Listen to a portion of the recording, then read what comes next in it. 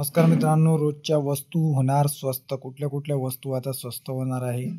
GST परिषदेची जी आहे बैठक सुरू झालेली आहे आणि आता बऱ्याचशा वस्तू ज्या आहे स्वस्त होणार आहे. केंद्र सरकारकडून वस्तू व सेवा कर म्हणजे GST जी व्यवस्था आहे त्याच्यामध्ये मोठे बदल तयार करण्याची जी आहे हालचाली सुरू झालेल्या आहे.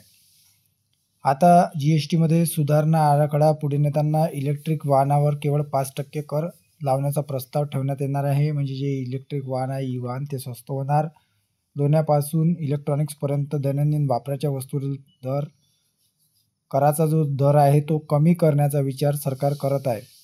GST परिषद बुधवारपासून 2 दिवसाच्या बैठकीस प्रारंभ होणार आहे. याच्यामध्ये तूप, सुकामेवा, 20 लिटर पाण्याची टाकी, नमकीन, काही पदार्थाने, कपडे, औषधे, वैद्यकीय उपकरणे, पेन्सिल, सायकली, छत्र्या, hairpin, TV, washing machine, fridge, entry level car, electric वाहने हे स्वस्त होणार आहेत.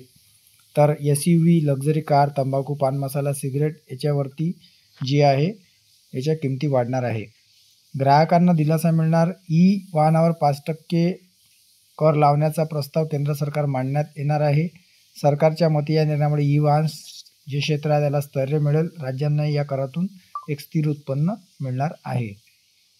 बटरपासून इलेक्ट्रॉनिक्सपर्यंत दैनंदिन वापरातील अनेक वस्तूंवर कर दर कमी झाल्यास त्यांच्या किमती खाली येण्याची शक्यता आहे.